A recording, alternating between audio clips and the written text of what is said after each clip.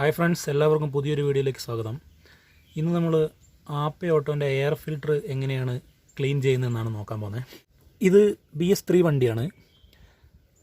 BS3 BS4 ഒക്കെ ഇതുപോലൊരു ക്ലിപ്പായിരിക്കും വരിക. ഈ ക്ലിപ്പ് ഇങ്ങോട്ട് റിമൂവ് ചെയ്തിട്ട് ഇങ്ങനെ മാറ്റുക. ഇതിന് 3 ക്ലിപ്പ് ഉണ്ടാവും ഈ ടൈപ്പിന്. BS2 ആണെങ്കിൽ എയർ ഫിൽട്ടർ മാറ്റമുണ്ടാവും. ഇവിടെ ഒരു തിരിക്കുന്ന ഒരു സാധനമായിരിക്കും ഉണ്ടാവുക. അപ്പോൾ അതൊന്ന് മനസ്സിലാക്കുക. അപ്പോൾ ഇത് നമുക്ക് ഈ 3 ക്ലിപ്പും ഒന്ന് റിമൂവ് ചെയ്തിട്ട് ഇതിൻ്റെ ഈ അടപ്പ് ഊരിയെടുക്കാം. ഇപ്പം ഇതാണ് നമ്മളെ വണ്ടീൻ്റെ എയർ ഫിൽട്ടർ. ഇതും ഊരിയെടുക്കുക. ഇതാണല്ലോ ഇപ്പം ഈ എയർ ഫിൽട്ടർ നമ്മൾ ഊരിയെടുത്തിട്ടുണ്ട്. ഇനി ഇത് ഊരി മാറ്റി വെച്ചിട്ട് ഇതൊന്ന് മുട്ടുക. അങ്ങനെ കയ്യിൽ കണ്ട, കയ്യിൽ ഇതിൻ്റെ പൊടി വരുന്നുണ്ടോ? ഇതിപ്പം മഴയൊക്കെ ആയതുകൊണ്ടാണ് പൊടി കുറവ്. നല്ല വേനൽക്കൊക്കെയാണ് നല്ല പൊടിയായിരിക്കും. ഇതിങ്ങനെ മുട്ടി കളയുക. നമ്മൾ ഈ എയർ ഫിൽട്ടർ ആഴ്ചയിലൊന്ന് ക്ലീൻ ചെയ്യുന്നത് വളരെ നല്ലതായിരിക്കും. നമ്മുടെ എൻജിൻ്റെ ലൈഫ് കൂടാൻ വളരെ നല്ലതായിരിക്കും എയർ ഫിൽട്ടർ ക്ലീൻ ചെയ്യുന്നത്. കാരണം ഈ പൊടി തികച്ചും ഇല്ലെങ്കിൽ എൻജിനിലേക്ക് വലിച്ചെടുക്കും. ഇത് ശരിക്കും ഇങ്ങനെ നല്ലോണം മുട്ടിയിട്ട് ഇത് കണ്ടില്ലേ എന്തുമാത്രം പൊടിയാന്നുള്ളത്. ഞാൻ എൻ്റെ വണ്ടീൻ്റെ എയർ ഫിൽട്ടർ ആഴ്ചയിലൊന്ന് ഇങ്ങനെ മുട്ടിക്കളയാറുണ്ട്. എന്നിട്ടും ഇതിൽ അത്യാവശ്യം നല്ല പൊടിയുണ്ട്.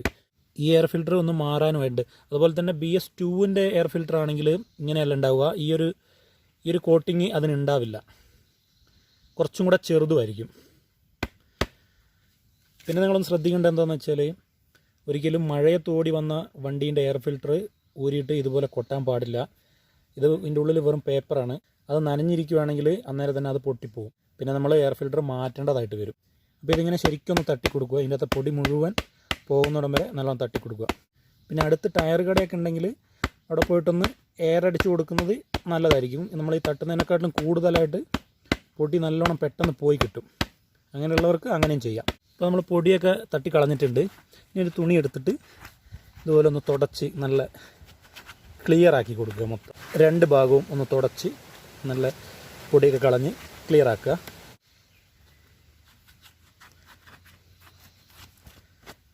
ഇപ്പം നമ്മുടെ എയർ ഫിൽട്ടർ നല്ല ക്ലീൻ ആയിട്ടുണ്ട്, പൊടിയൊക്കെ പോയിട്ട്. ഇനി ഇതും കൂടെ ഒന്ന് നല്ലോണം തുടച്ചെടുക്കുക.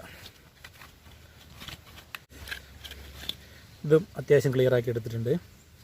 ഇനി ഇത് ഇടുമ്പോൾ ശ്രദ്ധിക്കുക, ഈ ഗ്യാപ്പുള്ള ഭാഗത്ത് ഇങ്ങനെ വേണം ഇത് ഇട്ട് വെക്കാനായിട്ട്. ഇനി എയർ ഫിൽട്ടർ ഇടുന്നതിന് മുന്നേ നമ്മൾ ഈ അടപ്പ് ഇതും കൂടെ ഒന്ന് നല്ലോണം തുണിയിട്ട് ക്ലീൻ ചെയ്ത് കൊടുക്കുക. പൊടിയൊന്നും ഇല്ലാത്ത രൂപത്തിൽ നല്ലോണം ക്ലീൻ ചെയ്യുക. അത് ക്ലിയർ ആക്കിയിട്ടുണ്ട്. ഇനി ഇതും നമുക്കൊന്ന് നല്ലോണം തുണിയിട്ട് തുടച്ച് ക്ലീൻ ചെയ്ത് കൊടുക്കാം. ഓക്കെ, അതും ക്ലിയർ ആയിട്ടുണ്ട്. ഇനി നമുക്ക് എയർ ഫിൽട്ടർ ഇടാം. അപ്പോൾ ഇടുമ്പം ശ്രദ്ധിക്കണം, ഈ ഭാഗം, ഈ ഗ്യാപ്പുള്ള ഭാഗം ഉള്ളിലേക്ക് പോകുന്ന രീതിയിൽ ഇടുക. ഇങ്ങനെ അവിടെ ഫിറ്റ് ചെയ്ത് വെച്ചിട്ട് ഇനി നമുക്ക് ഈ അടപ്പിട്ട് കൊടുക്കാം. ഈ അടപ്പിടുമ്പോൾ ഈ ഒരു കട്ടിങ് താഴെ വരുന്ന രീതിയിലേക്ക് ഇട്ട് കൊടുക്കുക. ഇതിങ്ങനെ കറക്റ്റ് പിടിച്ച് ഇവിടെ ചേർത്ത് പിടിക്കുക. അതിനുശേഷം ഈ ക്ലിപ്പ് ഇവിടേക്ക് ഇടുക. ഇത് വലിച്ചിട്ട് കൊടുക്കുക.